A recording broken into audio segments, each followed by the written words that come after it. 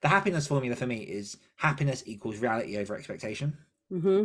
So Sometimes the most powerful thing you can hear, other than "that sucks, I'm sorry," is someone saying, "I've been there.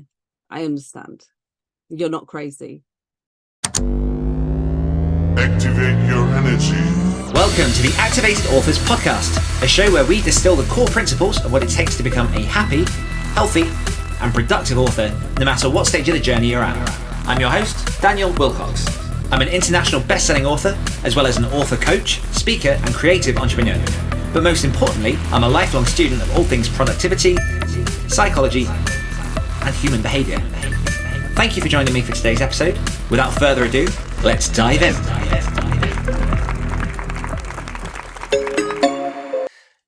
What is up, Activators, and welcome back to another episode of the Activated Authors Podcast. My name is Daniel Willcocks, and here with me every single week is... Samantha Frost, that's me. Hello. Hello, Samantha. What's rocking? Oh, Not a fan of Samantha? no. Interesting. Yeah, I know.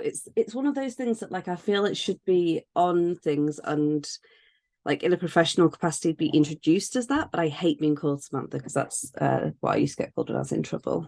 Yeah, I apologise. Damn. I feel like you already knew this and you did it purposely to antagonize me.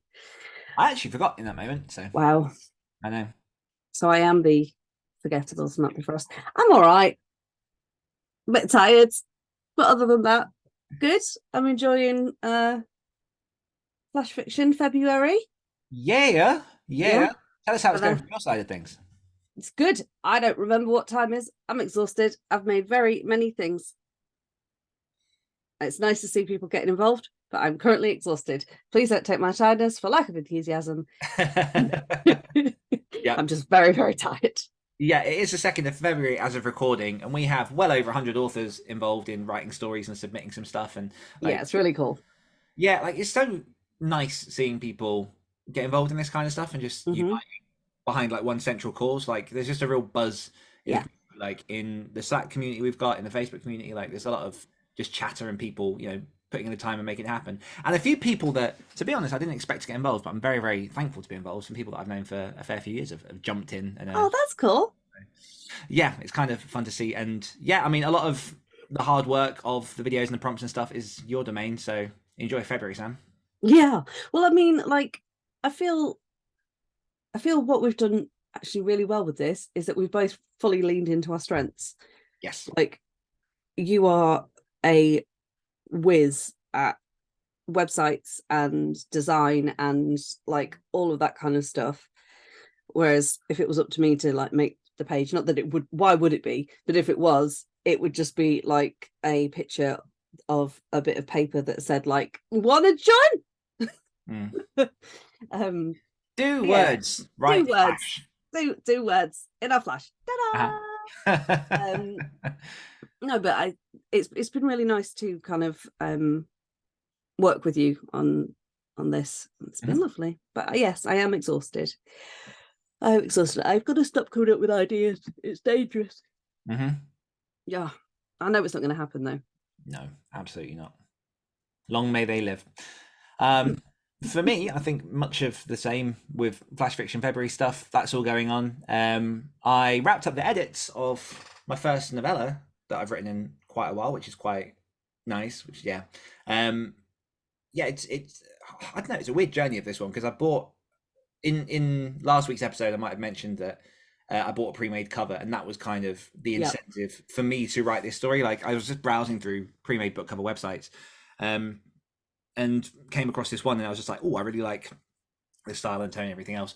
And that set in motion a story which I have thus written, which has thus changed the story that was originally intended, and now it's a totally different thing. So it's got all different cover art. It's like it's a weird one because it's been a while since I've literally just written, selfish is the wrong word, but a very sort of self-indulgent story. Like, it's very, very metaphysical. It's very purple. It's very dense. Like, I play a lot in it with language, which is something I love to do, which you can't always do in very commercial fiction. And there is a big chunk of personal circumstance kind of laced within the pages, and kind of that has motivated the story. So it's been an experience writing it because it is very the first draft particularly was very, very raw. Mhm. And I won't say much. If people want to get it, they can read it when it comes out. But it was very, very hard to write in places, and even going back in edits, there's certain points where, like, as I'm reading it, like, I'm feeling the emotion, and like I've given it to a very select few readers at the minute. I know obviously you read the first round of it. Yeah. I've given it to a select few readers of horror at the minute just to get their feedback on it before I start really pushing it to wider and seeing what I do with it, because I really want to explore. I don't count it as traditional publishing if I'm not going to like the big five houses. Like, I'd like to get this book published through a horror publishing house. And often a lot of those are smaller operations, unless you're looking at like things like Flame Tree Press or Cemetery Dance. So I'm exploring some of the submission process and just seeing what's out there at the minute, because I'm going to potentially submit that. And if it doesn't do anything, then I'll self-publish it, because I'm still very, very proud of it. It's gorgeous and haunting and deeply disturbing, and you should be very proud of it. I really am. So we'll see what happens with it. But yeah, so I wrapped that up. And Flash Fiction February and all the things this week. You are tired. I'm exhausted. I really have not slept very well at all since birth. Yeah, basically. Yeah.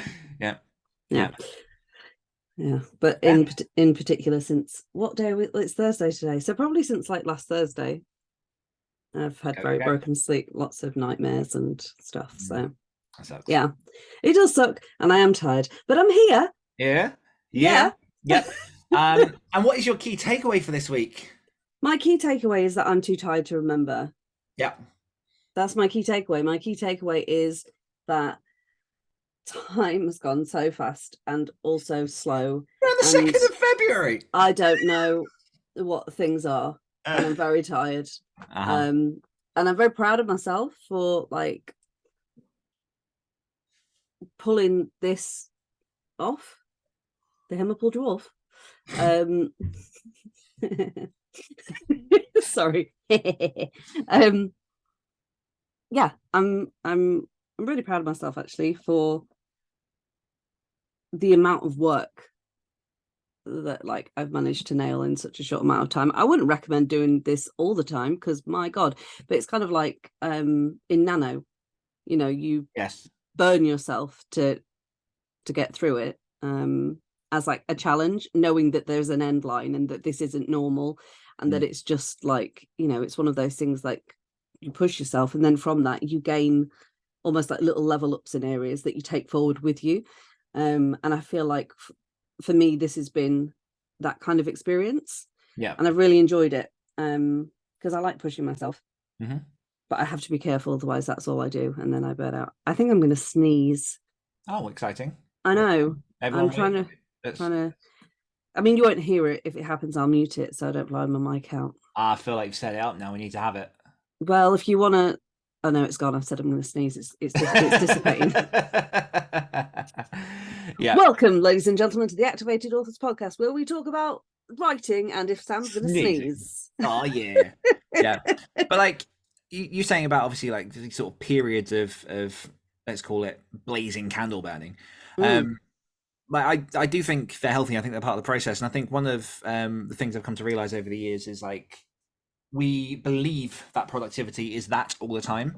And it's really not. Like there are the ups, there are the downs, like, and you know, if you can work in and learn what your kind of patterns are, engage your own energy levels, you can kind of accommodate for those sort of surges that you have versus the slumps. And like I know that myself, like I'll have days where I'm just like on it, and when I'm in that zone, I'm like, I'm just going to do all the things.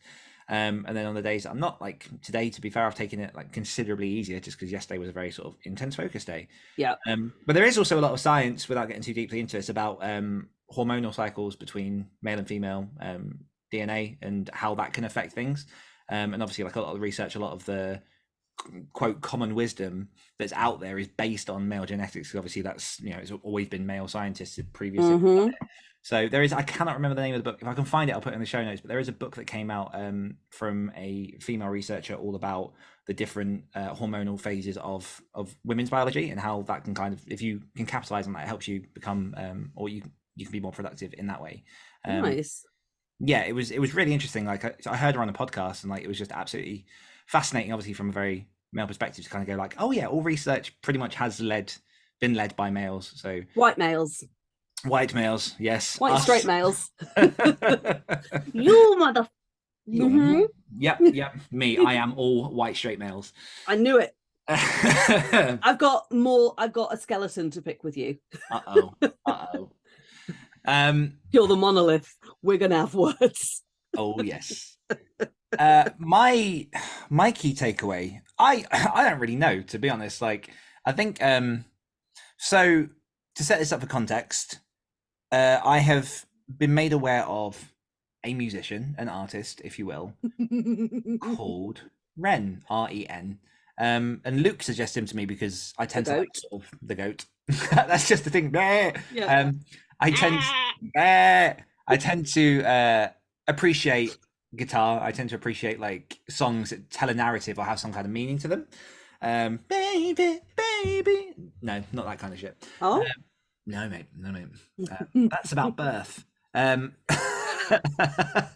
But no, this Ren, I started listening to his stuff, and he's got some really cool, almost like modern London styled folk tales, which are just awesome. And then he released a song about 3 weeks ago, which is 10 minutes long, and I've listened to it non-stop. And he's one of these people, and I was saying this to you before we were recording, like he's one of these people that the further I dig into him, just the more respect I have for him, because yeah, he's clearly beyond talented with or skilled, I should say, with his music, and he knows how to like carve a guitar like it is insane.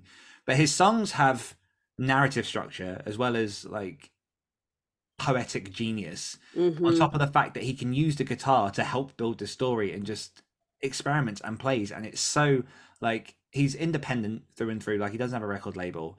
Most of his songs had like a few 100,000 downloads, and this latest one's gone to like 4 million in 3 weeks. Wow. And like you'll see why. I love that. You'll see why, because Dan's already informed me that like I'm getting an in detailed history but very like soon. But it's just one of those reminders for me on a very, very deep level of how you have to be yourself if you're gonna like present yourself. If you're gonna build a business around anything, it has to be you.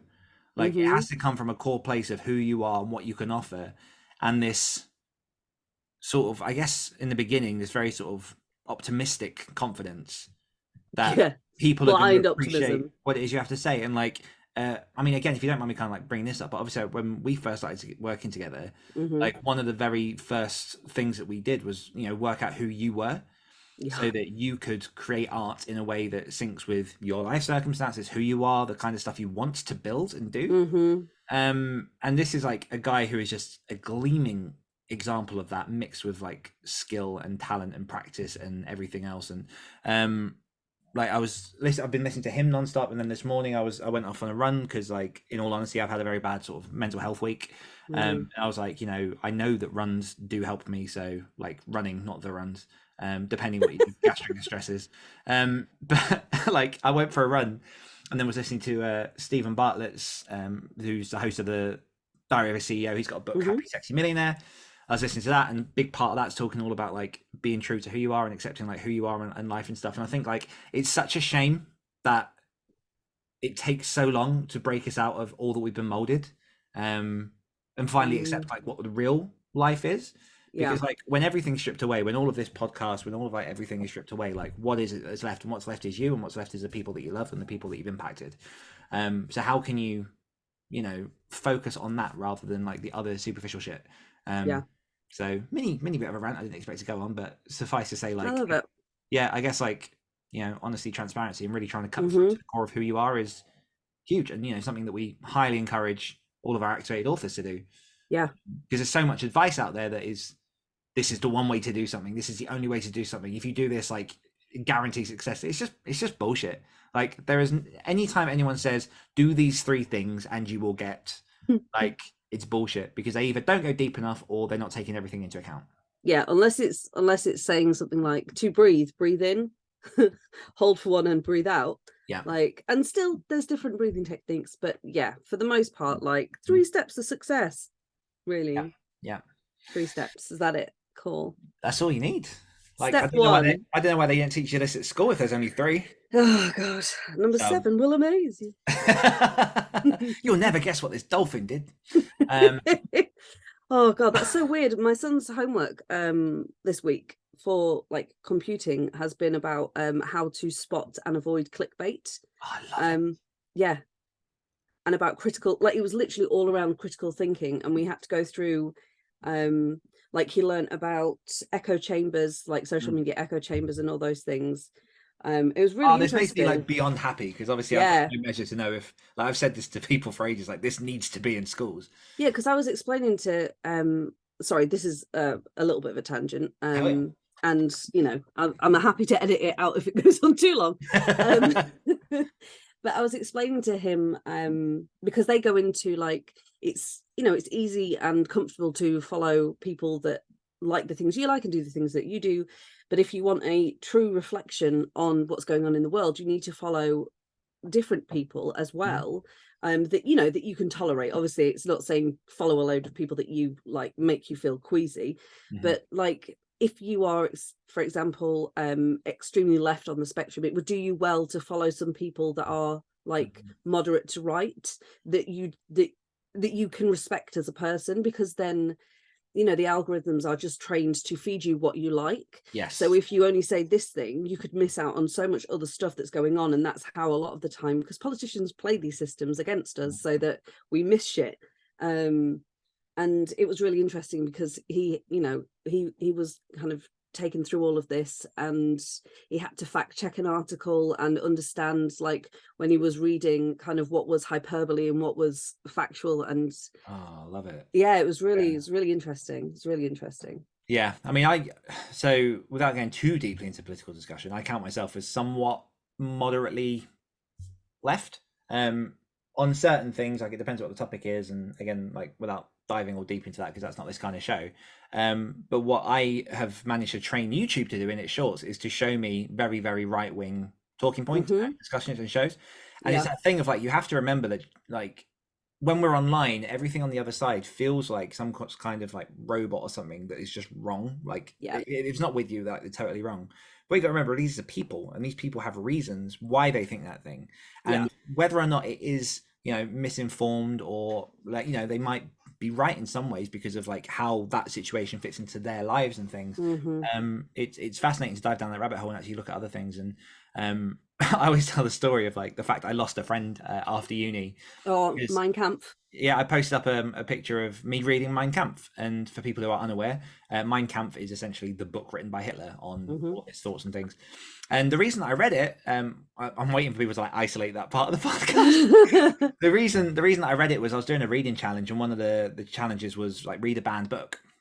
And it was always one of those things. I at university did or started to do a dissertation on the similarities between Tolkien's Uruk-hai and the idea of Nietzsche's Übermensch, which is what influenced Hitler to go for the ideal Aryan race.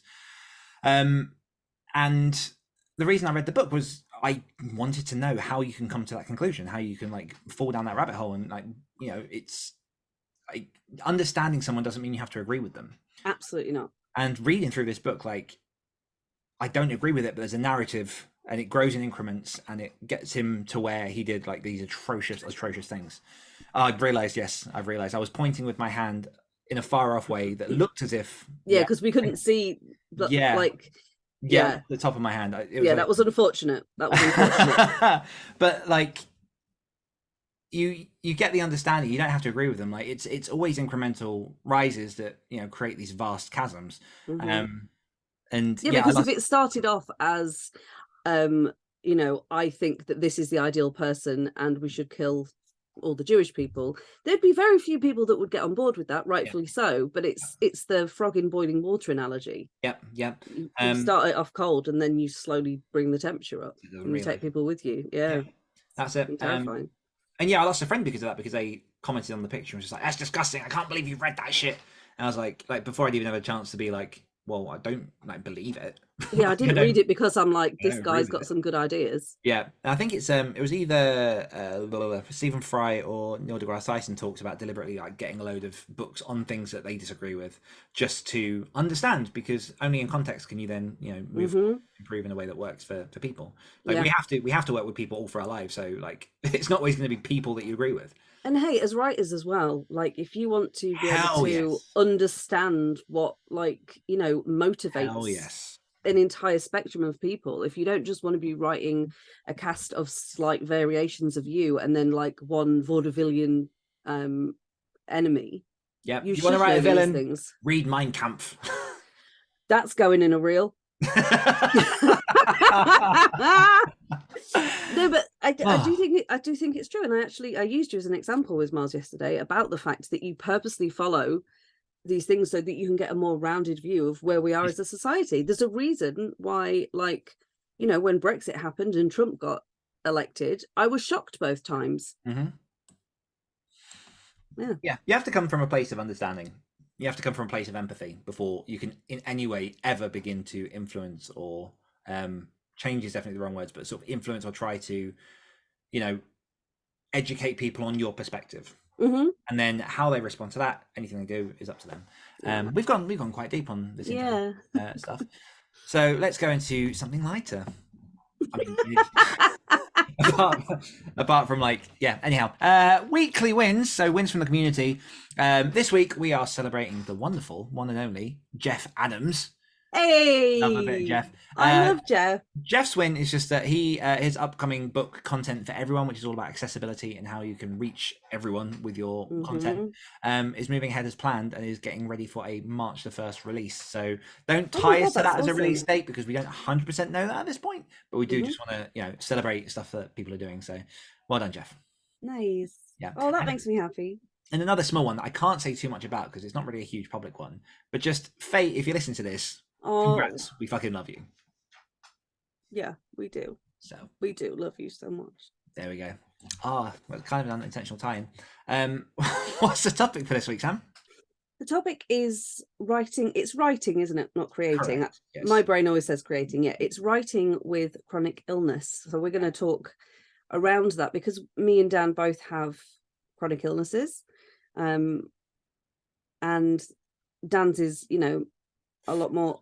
Well, I just had a podcast. Yeah, Dan's is a lot more physical in nature. Mine's a lot more mental, but we both have obstacles that we have to navigate in one way or another to actually write and create anything.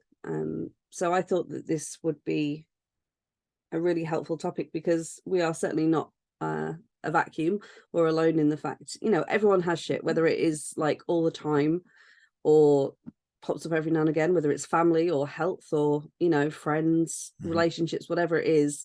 We all have obstacles that we have to navigate, like I say, and I think it is important as people first and as creatives to be able to look at that and acknowledge that that's there, because trying to hide from stuff or like say it isn't there is how like things get infinitely worse.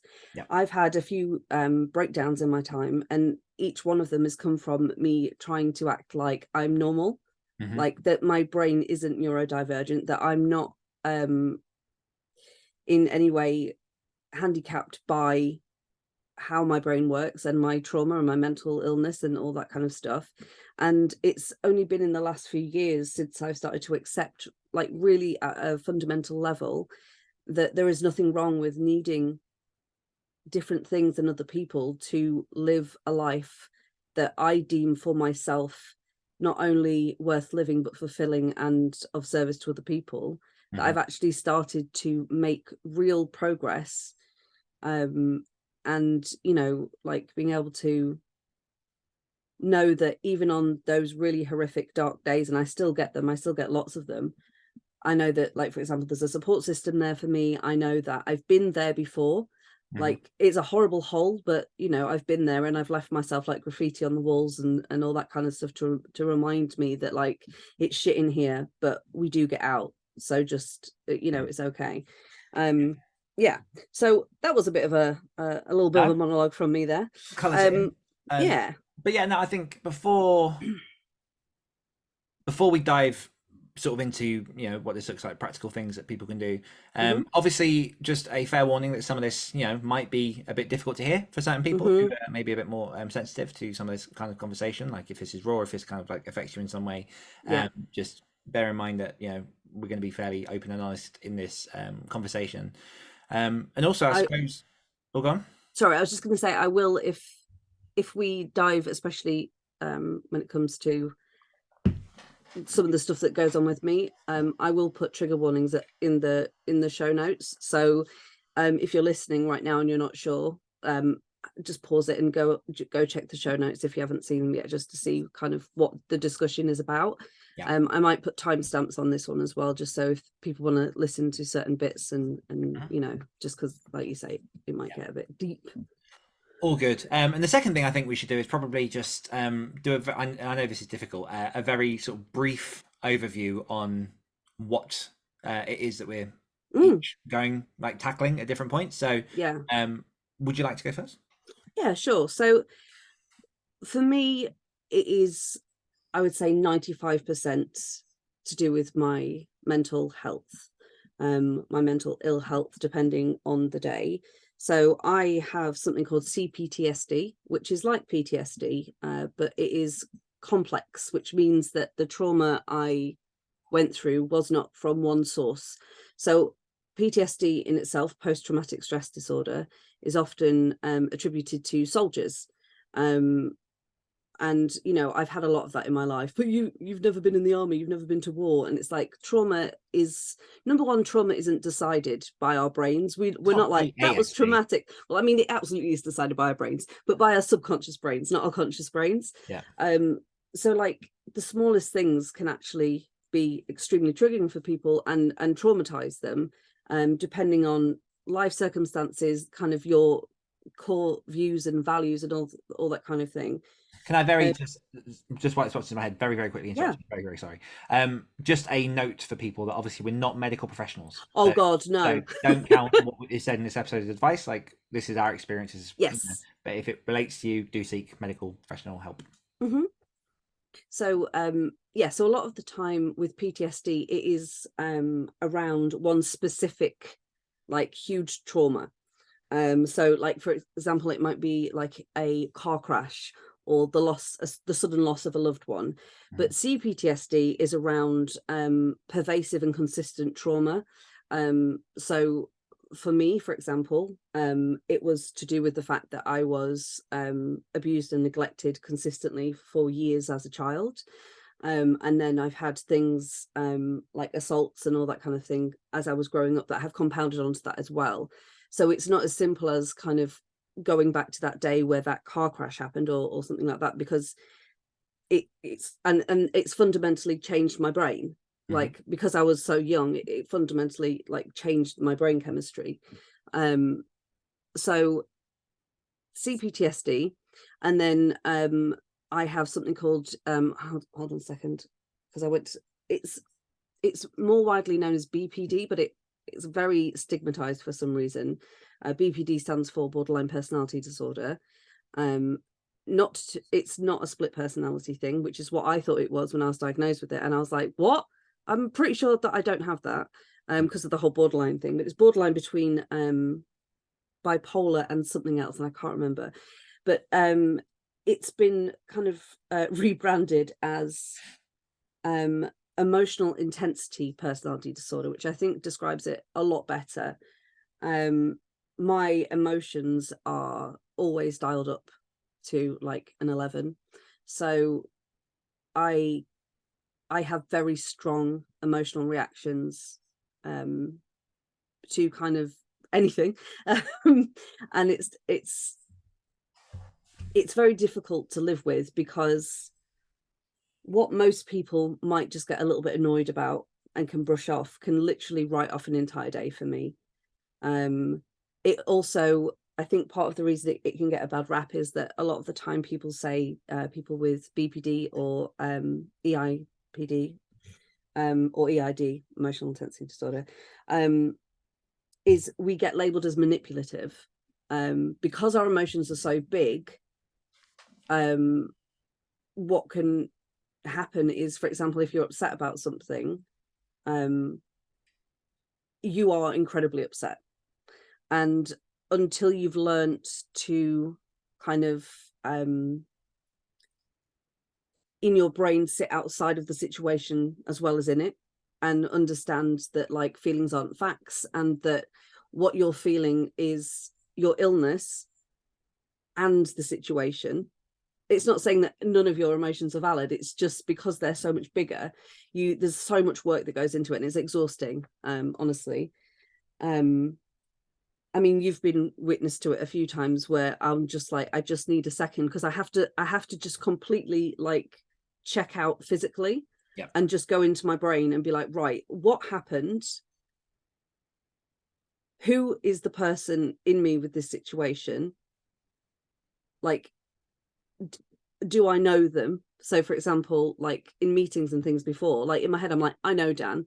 I know the places that he's coming from. And I know that actually, if I can be this person that stands outside of the situation as well, I can say, oh, okay, so he said this, and I heard my dad saying, like, you're not good enough. And that's what's triggered this, not him. Mm-hmm. And so then I can communicate that now and say, okay, this is why this happened. I might need a couple of minutes just to like calm down. But it takes a long time to get there. So until you do, and especially if you're undiagnosed, it can come across as very manipulative, because it's like you're trying to use your emotions to get someone to stop doing something, or get them. And I think that's probably where a lot of the bad raps come from. I also suffer with anxiety and depression and stress and insomnia and body dysmorphia. And I think that's about everything. Sure. Yeah, so it's just basically like, you know, it's difficult to sleep, it can be difficult to wake up, it's difficult to look in the mirror, it's difficult to have conversations and meaningful relationships with people, it's difficult to see the point in things, just generally. What about you, Dan? Well, to be honest, I thought we were going to be talking about chronic health conditions. But no, like, genuinely appreciate you sharing that. And I will say that as well, so I've been reading that Stolen Focus book. I cannot remember the guy's name. I always think that's so hilarious. Johann Hari, I believe it is. I'm presuming it's a guy, it might not be. Pretty sure it is. Anyhow, and to be honest, like, there's a big section on that goes into, and I didn't expect it to come from this book, but it went into the latest research and explorations of like ADHD and stuff, and sort of attention deficit conditions, and how they basically determined over the last couple of decades that a lot of attention disorders come from traumatic experiences as children. And the metaphor that they used, which really spoke to me, was like, imagine you're at home, you're safe, you've got your parents around and everything, and how easy that is to sit down, write, play games, whatever it is. Now imagine that on Friday a bear is standing at the doorway of your room and is about to come at you, and you've immediately got to go into defensive mode. So your body in that moment shuts down from anything outside of survival and just needs to be sat there. Well, not sat there, don't sit there if a bear's attacking you. But like, that is your biological response, is to go like, none of this matters except me doing something to focus to survive on. And obviously that's, you know, if you then go weeks and that doesn't happen again, that kind of eases off. But if you've got that happening at random points 3 times a week, and you know it's going to happen 3 times a week, but you don't know when, never relax. How can you focus on a thing? And they kind of say that's where a lot of like ADHD stuff comes from. And again, I'm not a medical professional, but like, that really like helped illustrate to me what that is. And even like right now in my personal circumstances, I've got lots of things going on, which is making it very difficult to focus on work, because I have to really be aware of other things, and it's pulling my attention in different ways. But my main sort of very, very physical condition, which I made no secret of on here, is like just a chronic pain in my fingers, in my palm. It started to like spread down my forearm on one of the arms, and it's something that I am seeing medical professionals about. And finally, after 2 years, you know, it took 2 years to sit down with a person who actually looked at and flexed and tested and your physical hands. Yeah, like, take ibuprofen, said a guy over the phone. I was like, well, how long for? Because you can't take it for like extended durations because it's bad for you. Well, no, don't take it forever. Then what? Cool. Like, I've still got the pain. And it has really, and you know, some of it I definitely would say self-inflicted. I wrote a lot in like over the last few years, but I've eased off the throttle a lot. Like, I've had to pull back from the amount of writing I was doing. I've had to find alternative means to, you know, read books without holding a book, like video games and stuff. I've had to cut back from. I play a lot of guitar. I've had to cut back from a lot of that. So like my actual, like, even now, like my fingers are really hurting. Like, my thumb is really hurting at the minute when I bend it. There's a guess at the minute that it could be both carpal tunnel and what they call cubital tunnel, which is like based on the ulnar nerve, which is kind of like that big one that runs up your arm. So I might be lucky enough to have both of those conditions in both hands, and to which I've got tests coming up. But suffice to say, it's very, very difficult at times to write and to get to the keyboard, because I've just got to like take a break or flex or whatever.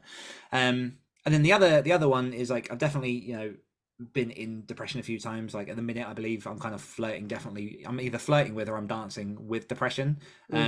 Over a few, again, like a lot of things in my personal life.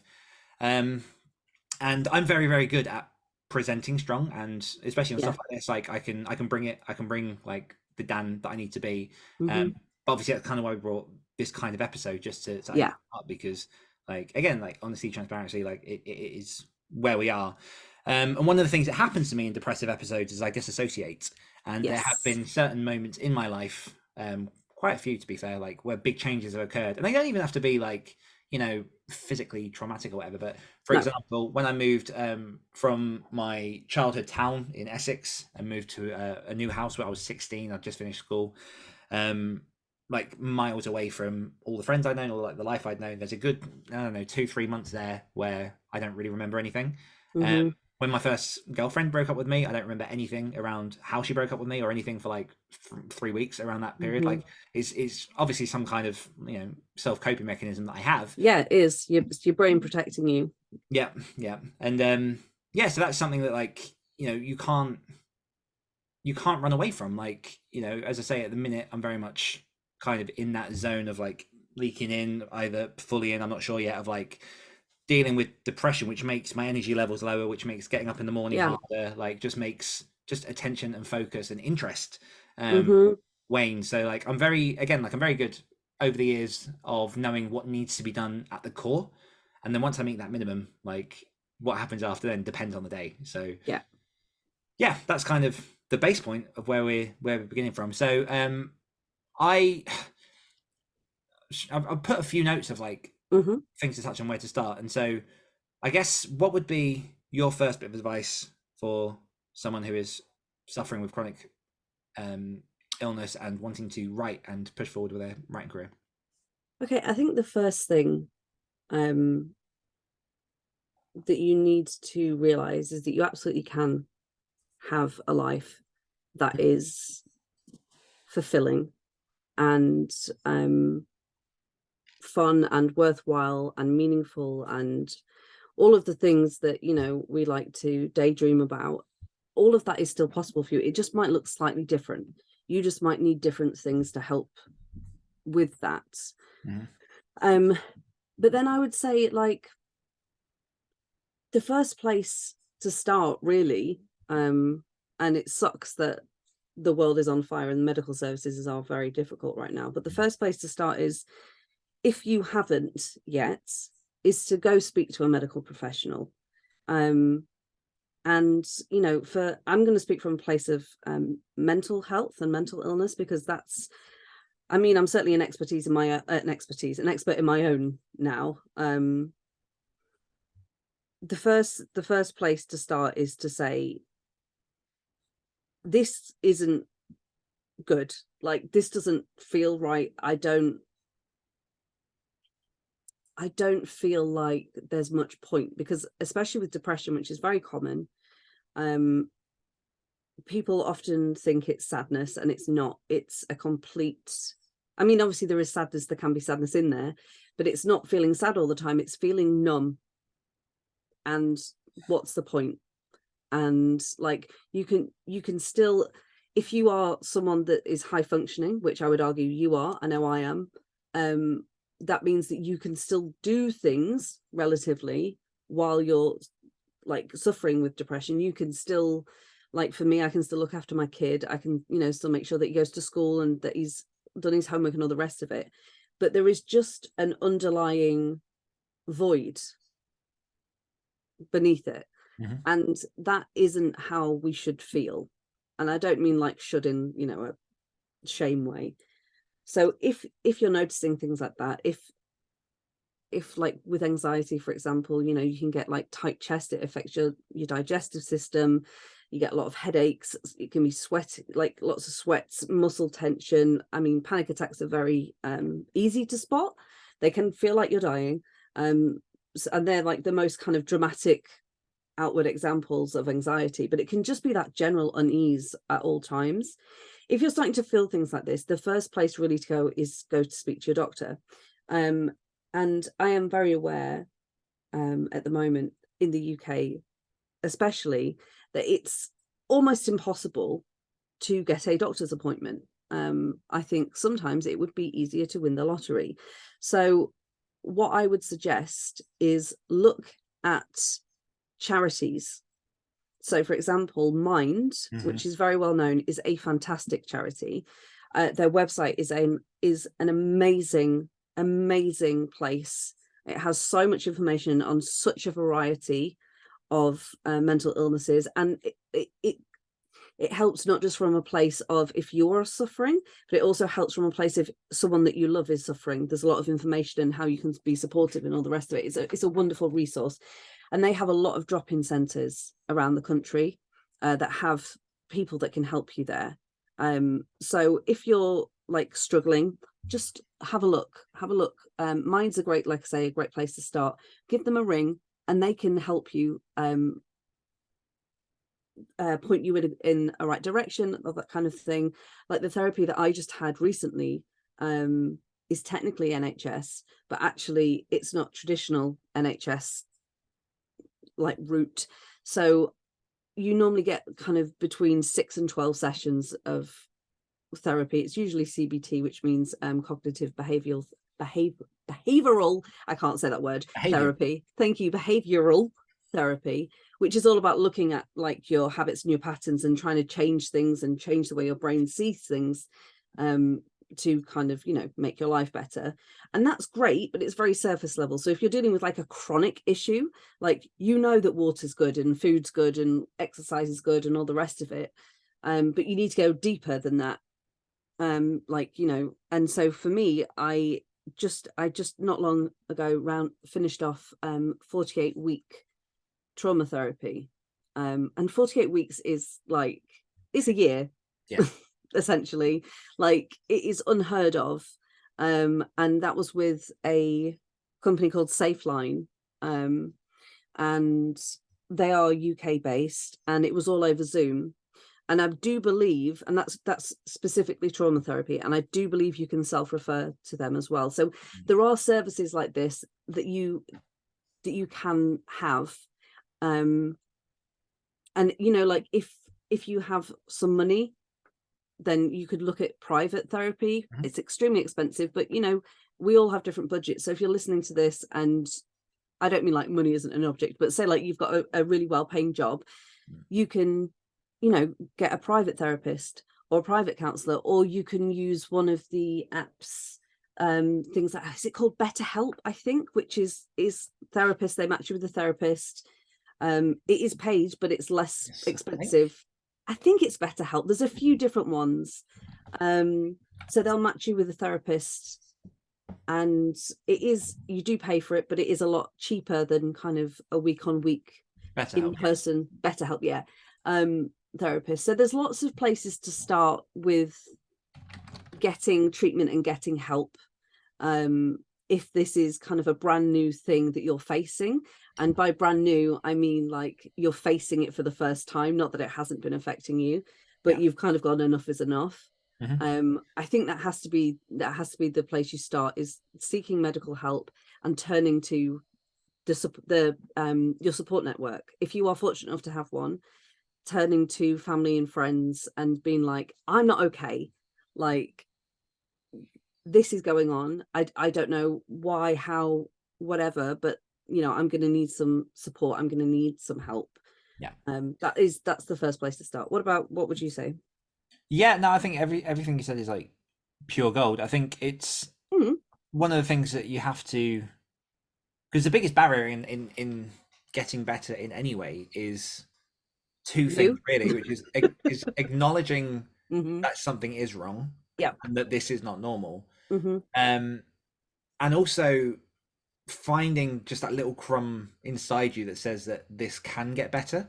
Yeah, because either it hasn't always been like this, or you see other people not, struggling with these things.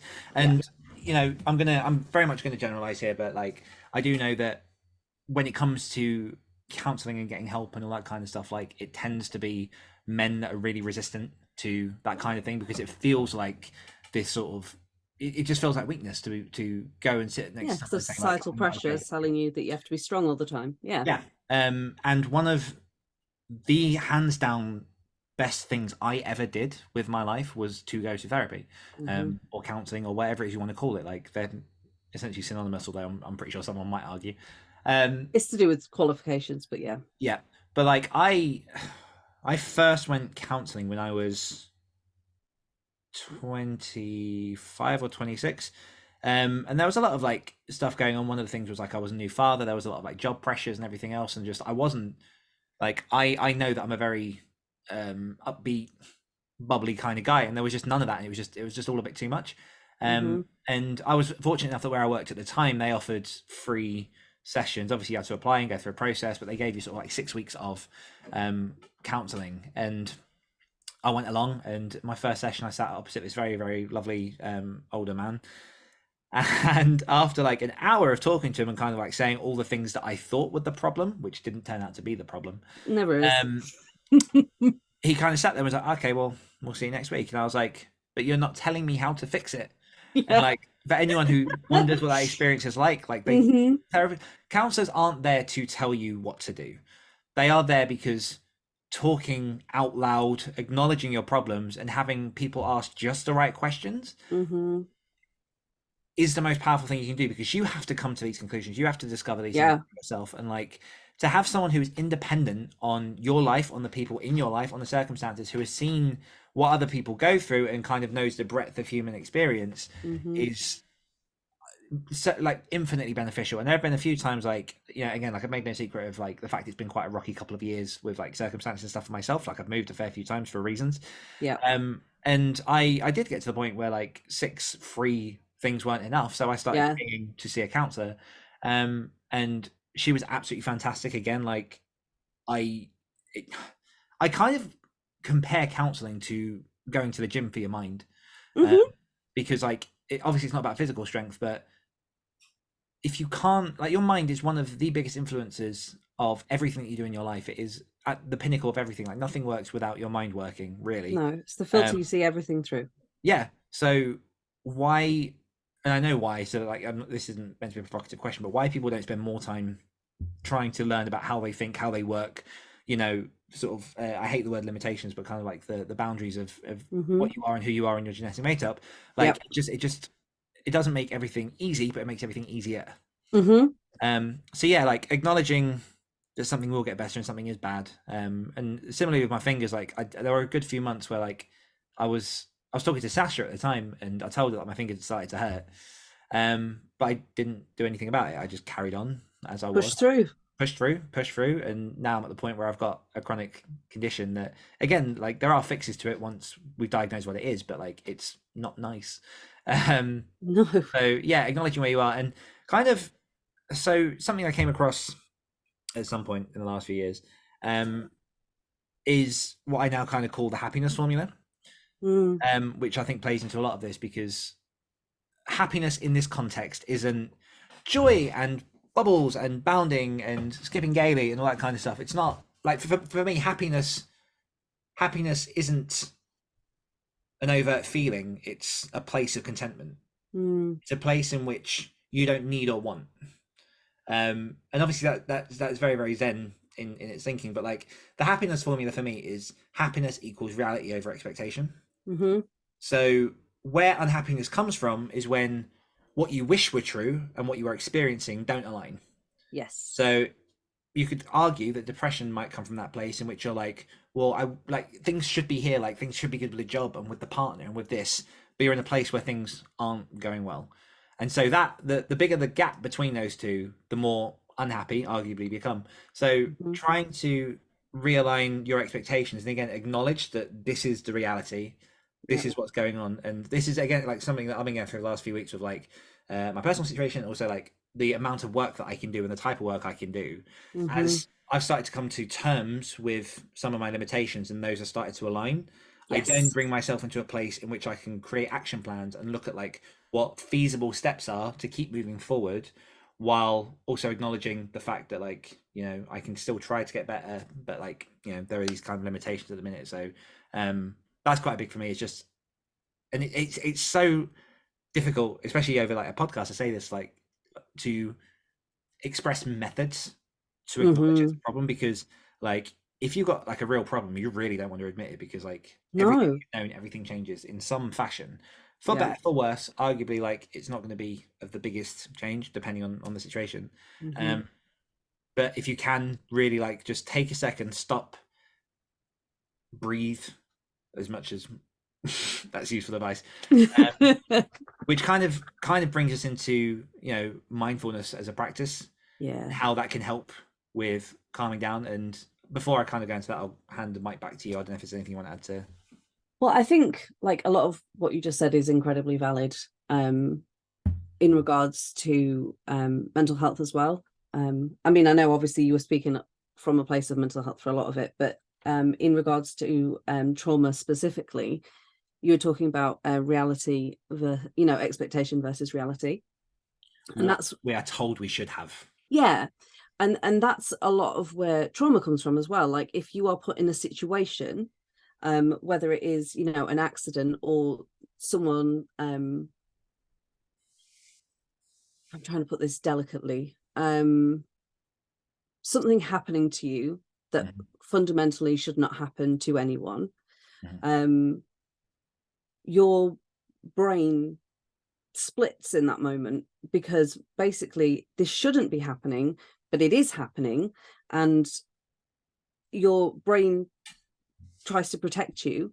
And often you'll like, there's a reason why a lot of kind of sexual assault and rape survivors talk about leaving their body.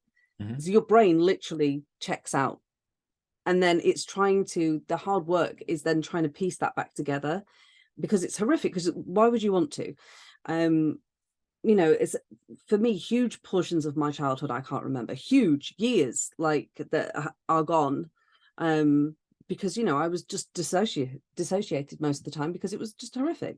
And it is about kind of trying to bring all pieces of yourself back onto the island of, you know, of you, and saying, you know what, it shouldn't have happened. That's a fact. It should not have happened, but it did. And when you can get to the point of just saying that in a place of acceptance, and not in a place of, I don't mean like, you know, like I don't mean in a place of like kumbaya, all of that bullshit. No, like it happened. It should not have happened, but it did. That's when you can start to move forward. And like that was one of the things that I really got from trauma therapy, because I was always kind of, it was drummed into me from just multiple sources that, you know, forgiveness is for you, not for the other person, when it comes to these big things. But like at the same time, saying like you can't get better until you forgive someone, it's putting a lot of onus on the victim to, you know, forgive these heinous, unforgivable acts a lot of the time. And so kind of moving through that and going, oh, actually, I can just accept that it happened, like in that, you know, in like the grief acceptance, not like it was fine that it happened. And I don't have to go on this huge like journey of forgiveness of these other people that did these horrible things. I can just move forward with my life and everything by just saying, okay, it happened. And I also refuse to attribute any success because that's something, you know, when people are like, everything happens for a reason, and if those things hadn't happened to me, I wouldn't be who I am today. And it's like, no, you are who you are because of how you reacted, not because of what happened to you. Like, that was inside you the whole time. Like, you are where you are now because of the strength that is in you, and that has always been in you, and that came out in the moments that you needed it. It has nothing to do with the arseholes that put you through hell. Like, don't attribute any fucking success to those people, because they don't deserve it. And you are worth so much more than giving part of your like power and your like soul and anything to like your perpetrators. So yes. I just wanted to kind of, I have very strong opinions on that. Yeah, absolutely. And I'm going to put the link for that music video, because I do think that was very, very relevant to a lot of this conversation. But yeah, let's move a little into sort of the practicalities of trying to work while you have these things. So obviously, like, first and foremost, really do try and acknowledge it. See if you can like diagnose it in some way. And then once you've done that kind of stuff and you want to write, like, because again, like with my condition at the minute, it's very difficult to write for as long as I used to. Like, I was cranking easily anywhere between 5,000 and 10,000 words a day at my peak. And now I'll be lucky if I'm doing that in a week, just because of like, there's kind of like an inherent fear now of typing too much, just because obviously I know what that can do.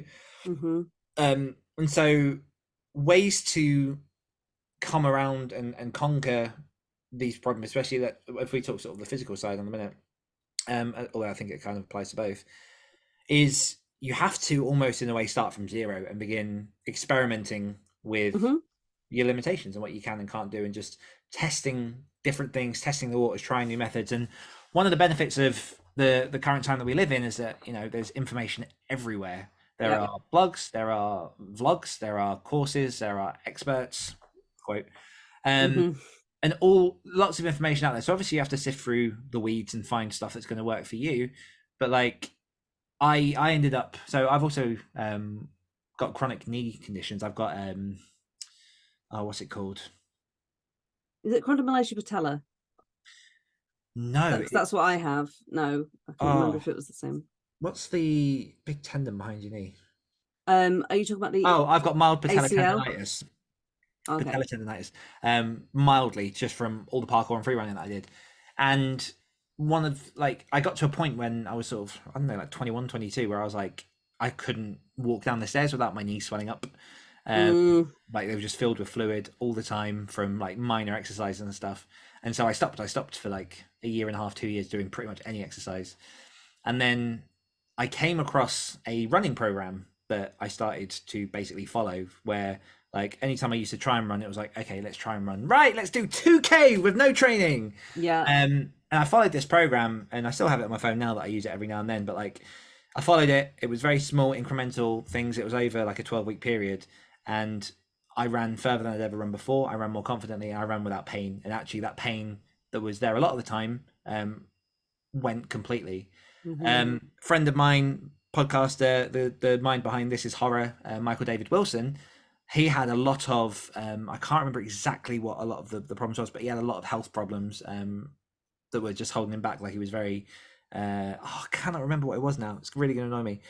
But he found, like, experimenting with a bunch of different changes in diet and finding one that, like, just out of nowhere cured a lot of what was wrong with him. And we're not, it's incredible. cures. No, Jesus, no. No, but like this for want of a better word, just fearlessness to experiment and to try different things. Can also apply to your writing. So, you know, I've now got a brand new keyboard that's all like ergonomic. I've got a mouse which is permanently sideways to help with like positioning of the wrist. I've got compression gloves. I've got like different ointments and things that I kind of use for pain management and stuff until I can get a proper diagnosis. But all of these things have eased some of the pain somewhat, enough to be able to carry on and do stuff. It still doesn't mean that like I'm fixed, but it helps manage it. And I try things just to see if they'll work, and I'll try them for a good while. If they don't work, then peel back like something else. And I'm going to, so one of the things that really pisses me off as someone that suffers with mental illness is that, because it's kind of it's pervasive in my life, and it's, you know, it's every day, and it's part of kind of, you know, who I am. is that people who don't suffer in that way or haven't suffered will often, recite the commandments back to you. So, moving, getting outside, hydration, nutrition, sleep, and all valid advice, all completely valid, right? All of these things play a huge part in our physical and mental health. There is no denying it. It's just the issue for me is when people are like, have you had a glass of water? It's like, yes, Sandra, I had a glass of water, and somehow it hasn't, changed the fact that I was abused as a child. It's so weird. But like, I do. So that being said, I just want to touch on nutrition in particular for a second, because it is huge. It really is. And when you're in a place that you can, and I think that's key, right? Like when I'm going through like extended periods, cooking is out of the question. It's too much. It's too much for me. So I don't do it. I will either reach for whatever's nearest to me, and it's not healthy for my body, but in that moment it's healthier for me to do that than to try and push myself further, because there are priorities in my life that are always going to be there. My son, for example. So if me having a bag of crisps instead of cooking a dinner or a lunch for myself is going to mean that I can be there for him, I'm going to take that every time. And I think it's important to understand, like, real life is never going to be like a tick box exercise. Like, it would be lovely, but it isn't. But like, if you are in a place where you can do these things, nutrition is really incredibly powerful. And there is a book called How Not to Die by Dr. Gregory somebody, and it is incredible. It does promote very much I think Dan's got it. Yeah, there it is. Michael Greger, that's it. Yeah. I'm not ready yet. It's book. Yeah, it's incredible. And the reason it's so big is that he actually breaks it down into different kind of so diabetes, inflammatory diseases, that kind of thing. And there's recipes and ideas and all that kind of stuff. And it is very much promoting a plant-based lifestyle or veganism. I'm not a vegan, I'm a meat eater. But there is a lot to be said for nutrition, and actually, like, there's a lot of science in that book about how he's taken people that have like really incredibly like diabetes and heart disease, and has taken them into almost complete remission with just like 6 months eating like really kind of from the earth, not processed, all that kind of stuff. Yes. And obviously it's very extreme, and it's not easy, but it's easy to do those things if you're in like a special place where there is a doctor looking over you and the meals are given to you. Like I say, that's not real life, but just looking at certain things and tweaking a thing here or there, it can have a huge impact. So yeah, when you're in the place, what I often do is, when like if I'm having a good couple of days, is I'll batch cook, I'll meal prep. So I'll have, most of the time I'll have like a good 4 or 5 like Tupperware pots of spaghetti bolognese, chili con carne, soups, stews, anything that like you can make in a big batch in the freezer, so that when I am going through a hard time, I can still feed myself and my son with the nutritious food that I have made. And I'm not like breaking the bank by getting like takeaways and things like that. So it's about finding workarounds, and nutrition is really important. Your body needs fuel. It is very important, as is sleep, which is really annoying when you are constantly suffering with insomnia. But yeah, and it's good for your mental health, but it's obviously incredibly valid for physical health as well. So 100%. Well, that's really part of the reason, and it seems like nepotism, but it's part of the reason that like my sister is involved with Activated Authors, because she's a qualified nutritionist. Yeah, and she's awesome. Yeah, and she jumps over on Slack and she'll like give tidbits of advice and offers discounts to our guys to work with her. But like, you're right. Like food. Well, the fundamental things are sleep, nutrition, exercise, water, and they're those kind of cliches that are always spouted at us until they're just they fall on deaf ears. But like when you have these problems, what's the first thing that goes? It's your sleep. And because you don't sleep well, you then start to reach for the comfort foods, like the sugary foods, and you then caffeine. and caffeine, and you drink less water, and like because of that your body then spirals into worse and worse. And Mm-hmm. again, that's not judgment, like we've all been there, like it Yeah, I live there.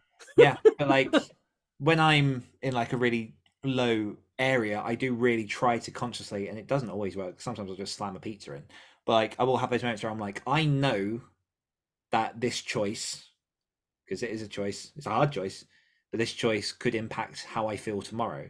Mm-hmm. It's one of the reasons that I've really gone off drinking. Like, is Yeah, like I know that whatever fun and whatever it is, like loosening of inhibitions that happens that night when you're drinking, and like someone once said, when you drink alcohol at night, you're borrowing happiness from tomorrow. And you do, you wake up with a fucking hangover, and like one cider now it will affect me. And so I got a hangover of 2 strong guys, do you remember? and I'll have like a whiskey now and then. Mm-hmm. I really try not to overdo it anymore. Just Yeah, you have one though, don't you? You'll literally just sit with one. Like, have one. I'll yeah. be happy. Yeah. So yeah, like all of this stuff, all of like the basic functions to get your body working. And then something that you've mentioned a few times, which is critical, is like support systems and Yeah. community. And for the first time, I'm not going to plug like Activated Authors as a community, but like whatever your community is that you need to have people around you to support you, to say like, we're here and we get it, and like if you need us, we can help. You don't want someone who's overbearing. You don't want people that are just going to ignore you, like you cry for help. Like Or make it about them. Or make it about them. Oh my god, make it about them. I'm feeling like this. I felt like this for like 3. Okay. Yeah. Okay. Cool. Maybe you have Susan, but like at the minute, like can we take it in turns? Yeah. So having people around you, and it might not even be people in real life. It might not be people around the corner. Like I was exploring a lot this morning, sort of how writers use Twitch and looking into Twitch in general. And like one of the things that I saw on there was people that go on Twitch just to watch people because they live alone and they just want to have company and feel a part of something. Yeah. And there's so many sort of scientific studies that prove about how impactful community can be, and just like it actually extends your life. It does. People who live in communities will live longer than people who live in isolation. So it's very easy to want to withdraw when things start getting difficult. I've been there so many times. Yeah, it is not the right way to go, as much as you probably disagree in the moment, but like just try and find that one person that you can trust, that one person to say help to you. And I said it last week, or it might be the week before, of like, help is one of the bravest and most courageous things that you can do. My god, it's like there is nothing stronger than opening your chest, like than being vulnerable and saying I need help. And I can't remember who said this to me, but it really reframed the way I looked at asking for help, because through a lot of my life, authority figures or people in positions of power that should have helped me didn't. They used that power in the wrong way. And so it has understandably left me with trust issues and a lot of questioning around authority.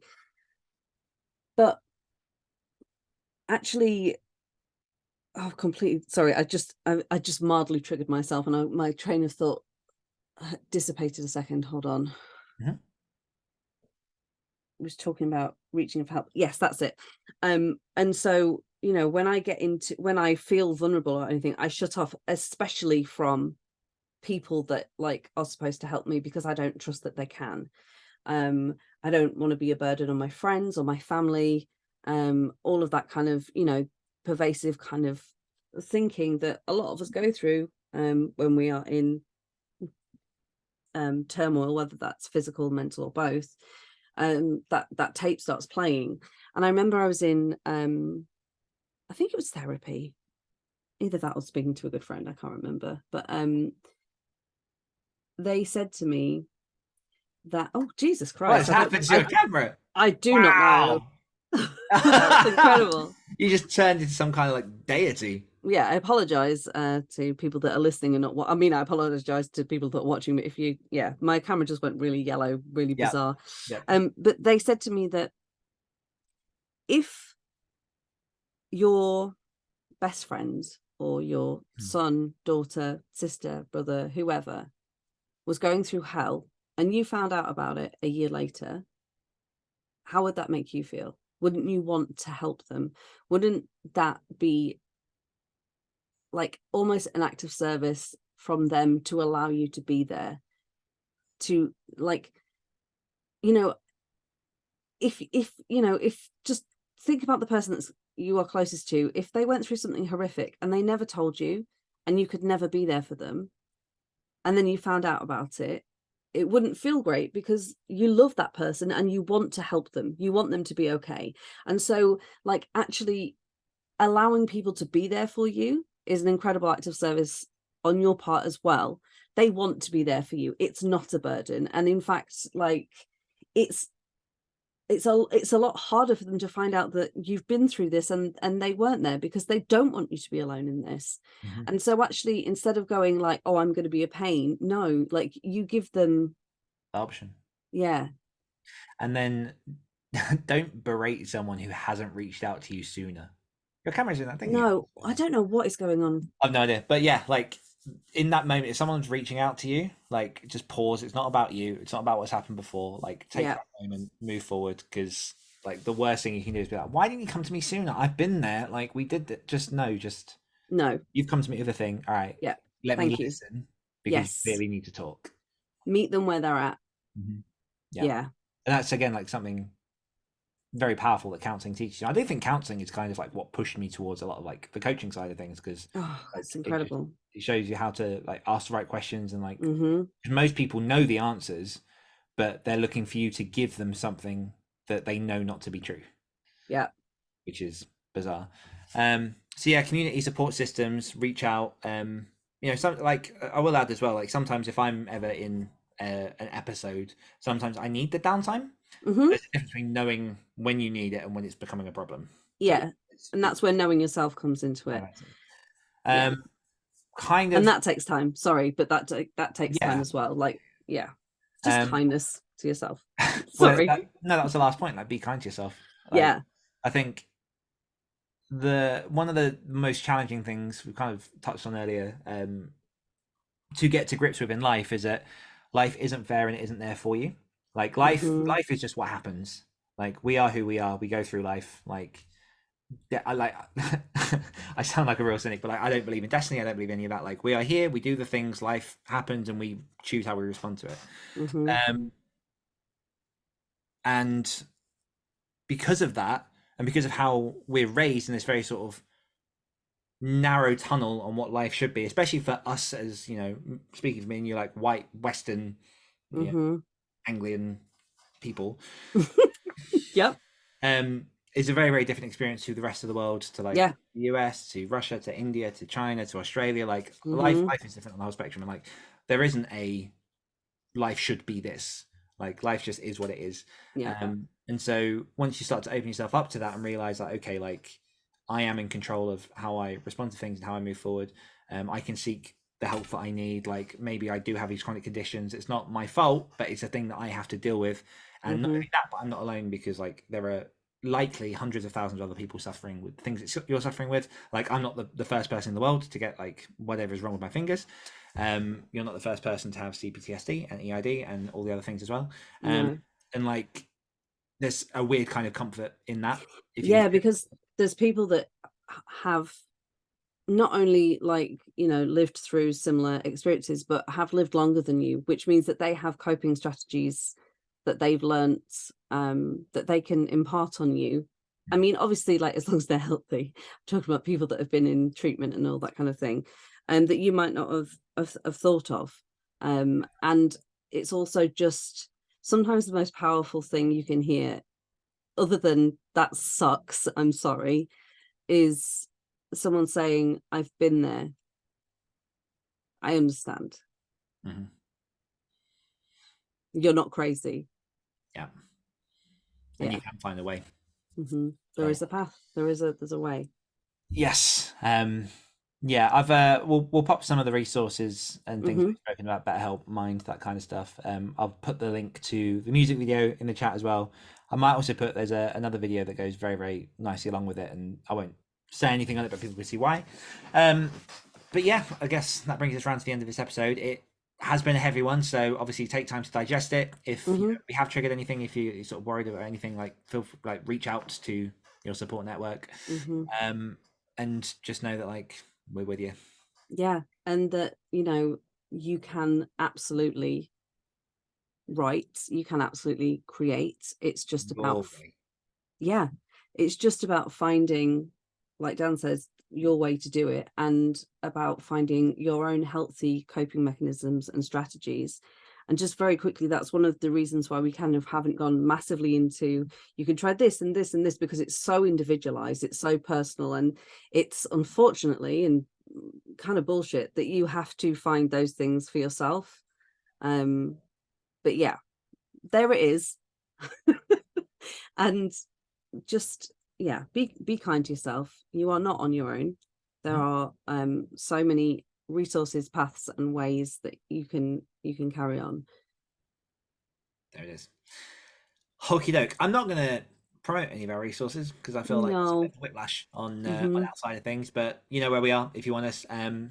We will say, to close off, a massive thank you to you, the listeners, for tuning in. We appreciate you and the time you choose to spend with us each and every week. And as always, if you're looking to level up your writing and activate your author career, find both myself and Sam and all of the Activated Authors gang at activateauthors.com, and the rest of that spiel is now moot because I said it too early. But we will say thanks for tuning in, and we will see you next week. Goodbye. Bye.